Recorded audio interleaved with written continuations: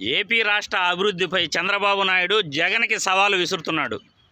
ఏమయ్యా చంద్రబాబు, నీకు జగన్మోహన్ రెడ్డికి అభివృద్ధి గురించి సవాలు విసిరే అర్హత నీకుందా?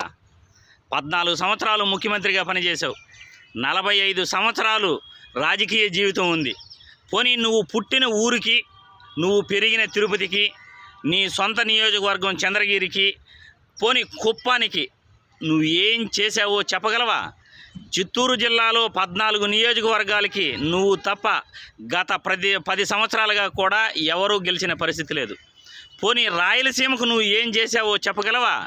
52 నియోజకవర్గాలలో 48 సీట్లు 2014లో గెలిస్తే ఓన్లీ 3 సీట్లు మాత్రమే 2019లో గెలిచావు. అంటే 49 సీట్లు వైసీపీ 2019లో గెలిచింది.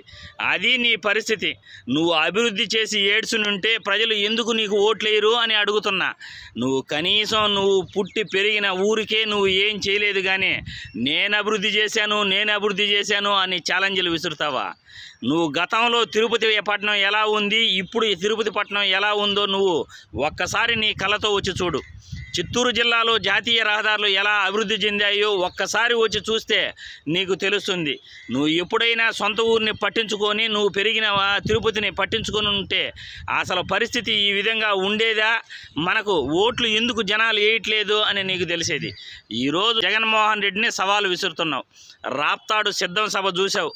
ఆ సిద్ధం సభకు దాదాపు 10 లక్షల మంది పైనే జనాభా వచ్చే లోపల రాత్రంతా నీకు నిద్ర పట్టక నిన్న తెల్లారితో ట్విట్టర్లో మెసేజ్ పెట్టావు. అభివృద్ధి నువ్వు చేసావా తెలుసుకుందాం రా అని అంటున్నావు. గతంలో నీ ప్రభుత్వంలో ప్రభుత్వ బడులు ఎలా ఉండేటివి, ఇప్పుడు ఇంగ్లీష్ మీడియంతో పిల్లకాయలు ఎలా చదువుతున్నారు, ఎన్ని లక్షల కోట్లు పెట్టి ప్రభుత్వ బడులు ఆసుపత్రులు డెవలప్ చేశారు, రైతు భరోసా కేంద్రాలు, విలేజ్ క్లినిక్లు గ్రామాలలో నీ పరిపాలనలో ఏ రోజైనా ఉన్నాయా? ప్రతి 2000 మంది జనాభాకు ఒక సచివాలయం ఈరోజు వచ్చింది. గత నీ ప్రభుత్వంలో ఒక టీచర్ తప్ప ఏ ప్రభుత్వ ఉద్యోగైనా గ్రామానికి వెళ్ళేవాడా? ఈరోజు 10 మంది ఉద్యోగస్తులు సచివాలయ వ్యవస్థలో పనిచేస్తూ ఆ గ్రామాలకి సేవలు అందిస్తున్నారు. 50 ఇళ్లకు ఒక వాలంటీరు ప్రజలకు సేవలు అందిస్తున్నాడు. ఇంటింటికి తిరిగి అర్హుడైన ప్రతి పేదవాడికి సంక్షేమ పథకాలు ఇస్తున్నాడు. వాళ్ళకి ఏ సర్టిఫికేట్ కావాలన్నా ఇస్తున్నాడు. మరి నువ్వు ఏం చేసావో చెప్పు.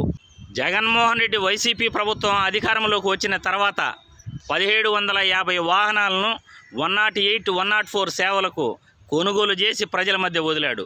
మరి నీ ప్రభుత్వంలో కనీసం 108, 104 ఏ రోజైనా ప్రజల మధ్య తిరిగిందా? డీజిల్ లేదు, డ్రైవర్లకి జీతాలు ఇవ్వట్లేదు అని సర్వనాశనం చేసేసావు ఆరోగ్యశ్రీ పథకానికి కూడా. ఈరోజు ప్రభుత్వ ఆసుపత్రుల్లో ఏ విధంగా వైద్యం అందుతూ ఉంది, ప్రభుత్వ ఆసుపత్రుల్లో మౌలిక వసతులు ఎలా ఉన్నాయి, ప్రభుత్వ మెడికల్ కాలేజీలు జగన్మోహన్ రెడ్డి ఎన్ని తీసుకొచ్చాడో నీకు తెలుసా?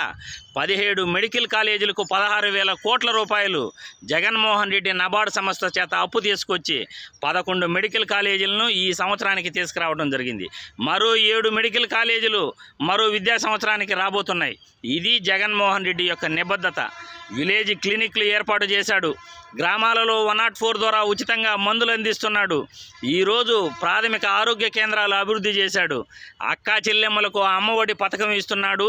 వైఎస్ఆర్ ఆసరా, వైఎస్ఆర్ చేయూత, ఈబీసీ నేస్తం, కాపు నేస్తం, నేతన్న నేస్తం, ఇలా అక్కా చెల్లెమ్మలకు, డోక్రా మహిళలకు 0 వడ్డీ రుణాలు ఇస్తున్నాడు. ఏ రోజైనా నీ ప్రభుత్వంలో అక్కా చెల్లెమ్మలకు ₹1 అకౌంట్లో డైరెక్ట్గా వేసావా?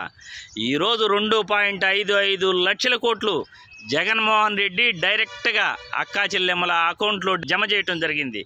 మరి నువ్వు 2.68 లక్షల కోట్లు అప్పు తెచ్చావు. ఏం చేసావు ఆ డబ్బుని? అమరావతి రాజధాని పేరు చెప్పి దాచుకోవటం తప్ప అమరావతి రైతులను మోసం చేశావు. నువ్వు నీ పెత్తందారులు సుమారు 5-6 వేల ఎకరాలు దోచుకున్నారు. ఇది నీ చరిత్ర. ఏ రోజైనా నువ్వు ప్రభుత్వ బడుల్లో ఇంగ్లీష్ మీడియం పెట్టాలి అని అనుకున్నావా? నారాయణ విద్యా సంస్థలపైన ప్రేమతో ప్రైవేటు కాలేజీలను, ప్రైవేటు బడులను నువ్వు బాగు చేసావే కానీ వాళ్ళ చేత లంచాలు తీసుకుని వాళ్ళని ప్రోత్సహించావే కానీ ఏ రోజైనా పిల్లలకు మనం ఉచిత విద్య చెప్పించాలి, ఇంగ్లీష్ మీడియం విద్య చెప్పించాలి అని అనుకున్నావా? ఈరోజు ఇంటర్నేషనల్ కరికులంతో ఐబీని జగన్మోహన్ రెడ్డి తీసుకురావటం జరిగింది. ఇటువంటి మంచి పనులు నువ్వు ఏ రోజు చేసావు గనక అని నిన్ను అడుగుతున్నా. నువ్వు అభివృద్ధి గురించి మాట్లాడే అర్హత నీకు లేదు అని ఈ వీడియో ద్వారా తెలియజేస్తున్నా.